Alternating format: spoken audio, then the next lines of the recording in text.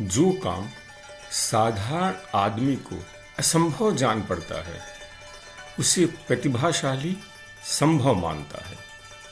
प्रतिभाशाली को भी जो असंभव जान पड़ता है उसे जो कर दिखाए वह है विभूति। सुतांजलि वर्ष 6 अंक 7 फरवरी 2023। अगरचे आज गांधी होते तो मेरे विचार। जितना आसान है यह कहना अगर गांधी होते तो, अगर गांधी नहीं होते तो, उतना ही कठिन है इसका अर्थ समझना। अगर कोई प्रश्न उत्तर सबसे ज्यादा भ्रम पैदा करता है तो वह यही है। इनके उत्तर सबसे ज्यादा अविश्वास, संदेह और अनास्था पैदा करते हैं। यह कथन यह खोखला दावा करता है कि हम उनके समकक्ष हैं, हमने उन परिस्थितियों को जिया है। सच्चाई यही है कि न हम वैसे हैं न हमने उन परिस्थितियों का सामना किया है। इतना ही नहीं, हम उन्हें हटाकर एक रिक्त स्थान पैदा करते हैं। यह विचार नहीं करते कि उस रिक्त स्थान को भरने कोई और होता या कोई नहीं होता या कुछ और होता, तब क्या होता हम उसका आकलन नहीं करते। न हमारे पास उस व्यक्ति की सी समझ होती है, न दूरदर्शिता, न ऊंचाई। न हम उस परिस्थिति का वैसा विश्लेषण करते हैं और न ही उस पर उतना विचार। हम केवल अपनी बातें, अपने विचार उस व्यक्ति के नाम से कहते हैं और ऐसे वक्तव्यों का एक ही लक्ष्य होता है, अपनी मनोवांछित बात, अपनी मनोकामना को थोपना। जो नहीं है उसे दिखाना और जो है उसे छुपाना। मैं तो यही समझता हूं कि शायद गांधी आज होते तो अपने जीवन का सबसे बड़ा दुख झेल रहे होते। शायद देश के बंटवारे से ज्यादा और सांप्रदायिक दंगों से गहरा। इसके लिए यह समझना होगा कि सबसे बड़ा दुख किसे कहते हैं। सुख के बारे में यह किंवदंती है कि मनुष्य अपने सुख में उतना सुखी नहीं होता जितना पड़ोसी के दुख में। लेकिन फिलहाल मेरा ध्यान सुख पर नहीं, दुख पर केंद्रित है। व्यक्ति सबसे दुखी कब होता है? अपने प्रियजन के बिछड़ने से, या अपने बनाए आशियाने को बिखरते देखकर, या अपने बनाए आशियाने को विरोधियों द्वारा तोड़े जाने पर, या फिर अपने आशियाने को अपने समर्थकों द्वारा तोड़े जाने पर। जूलियस सीजर को सबसे ज्यादा दर्द तब होता है जब वह अपने जिगरी दोस्त ब्रूटस को भी अपने हत्यारों से मिला हुआ देखता है। यानी अपने समर्थक, अपने अनुयायी, अपने प्रियजन को ही जब अपना आशियाना बिगाड़ते देखते हैं तब बड़ी पीड़ा होती है। मुझे लगता है अगरचे गांधी आज होते तो उन्हें यही दर्द सहना पड़ता। गांधी ने तो दिन दहाड़े सबके समक्ष छाती पर गोली खाई, जीते जी सत्य और अहिंसा का संग्राम लड़ते रहे और कभी घुटने नहीं टेके। लेकिन जब गांधी देखते कि उन्हीं के नाम पर बनाई गई संस्थाएं, उनकी नीति के प्रवर्तक, उनके समर्थक, उनके उत्तराधिकारी ही उनकी पीठ पर गोली चला रहे हैं, लेकिन फिर भी सीना फुलाए घूमते हैं, मालाएं पहनते हैं, गांधीवादी कहलाते हैं, तो उन्हें कैसा लगता?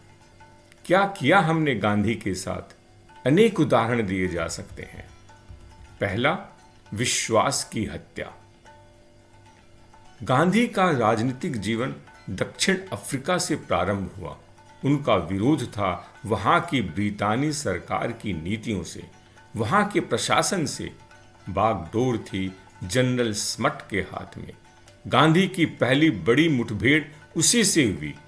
गांधी ने दक्षिण अफ्रीका के सत्याग्रह का इतिहास में लिखा है कि लोगों ने गांधी को बार बार समझाया, चेताया कि स्मट विश्वसनीय नहीं है, चालाक और धूर्त है। वह अपनी बात को पलटने में, अपनी बात का दूसरा ही नहीं तीसरा अर्थ निकालने में माहिर है, अतः उस पर विश्वास नहीं किया जा सकता।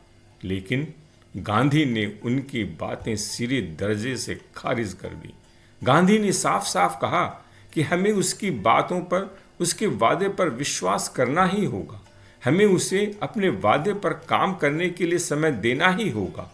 इस पुस्तक में वे लिखते हैं, आप लोग जिसे मेरा भोलापन कहते हैं वह तो मेरा अभिन्न अंग बन गया है।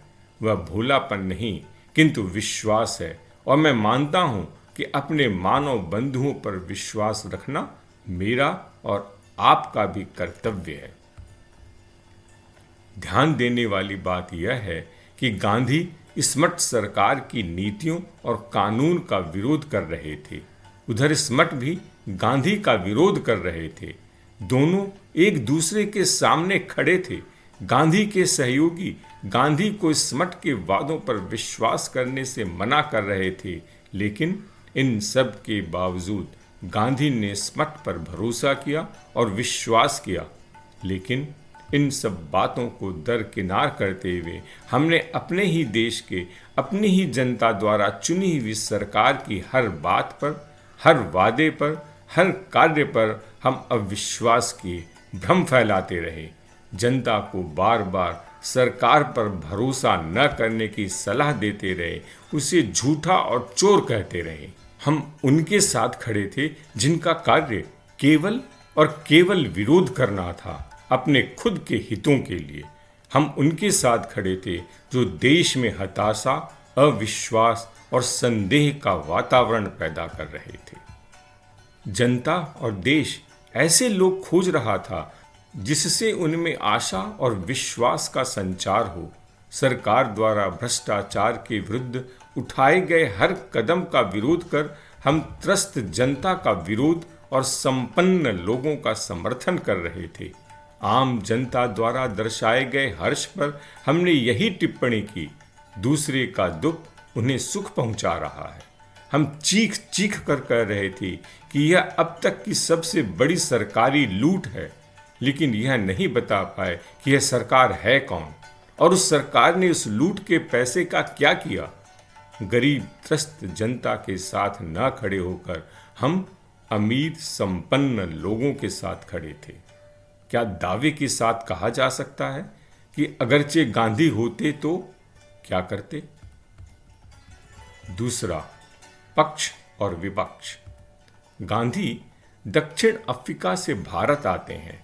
उद्देश्य है भारत के लोगों और यहाँ की सरकार को दक्षिण अफ्रीका में भारतीयों की परिस्थिति से अवगत कराना। वहाँ की सरकार द्वारा भारतीयों पर लगाए जाने वाले अमानवीय करों के प्रावधानों को रद्द करवाना, रुकवाना भी उनकी यात्रा का एक प्रमुख अंग था। अपनी बात लोगों तक पहुंचाने के लिए उन्होंने एक पैम्फलेट भी छपवाया जो हरे रंग का था। उनका यह पैम्फलेट द ग्रीन पैम्फलेट के नाम से विख्यात हुआ।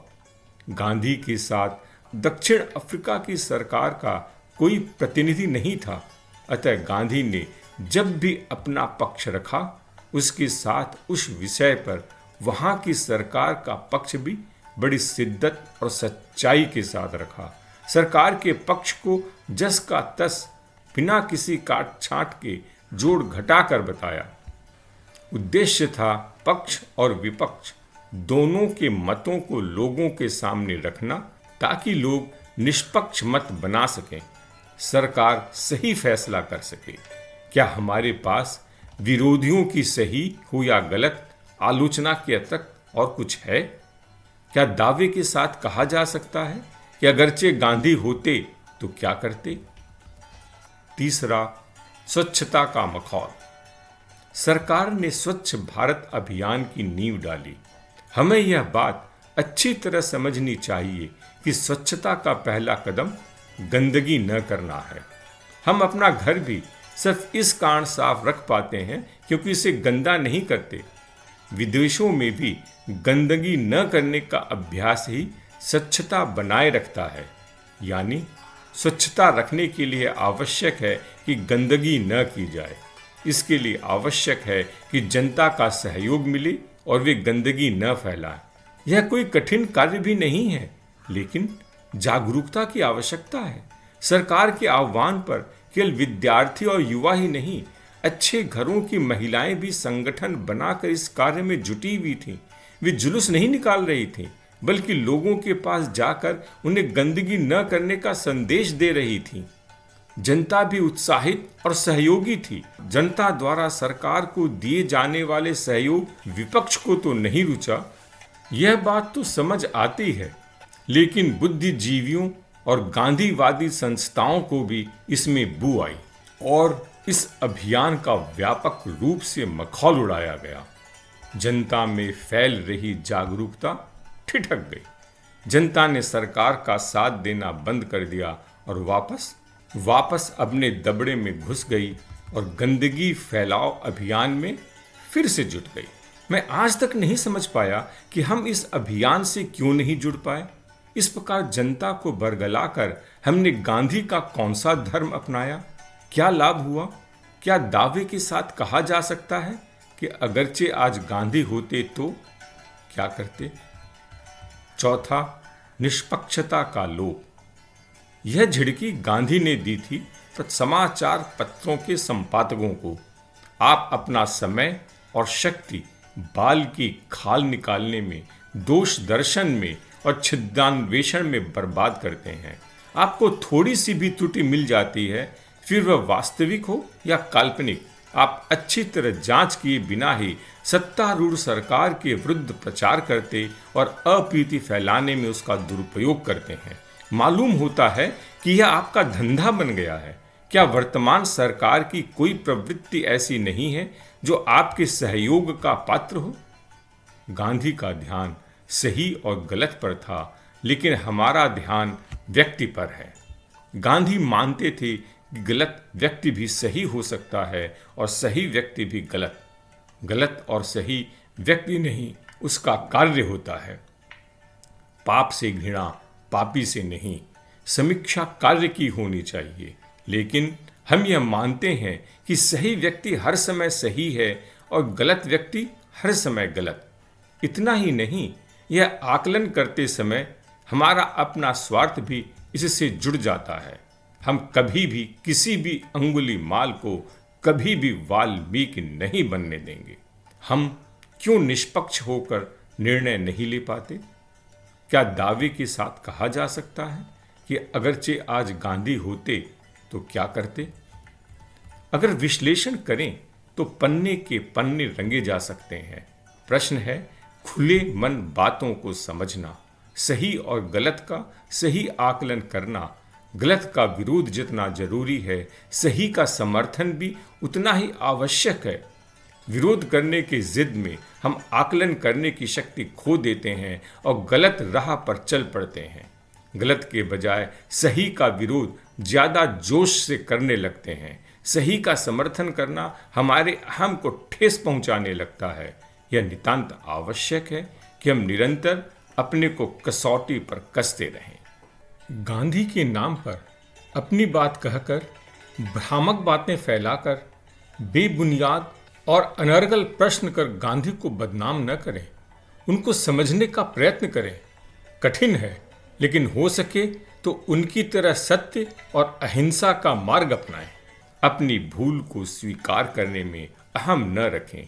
अगर कदम गलत राह पर निकल पड़े हों तो उसे वापस खींचकर सही दिशा में मोड़ने में संकोच अनुभव न करें।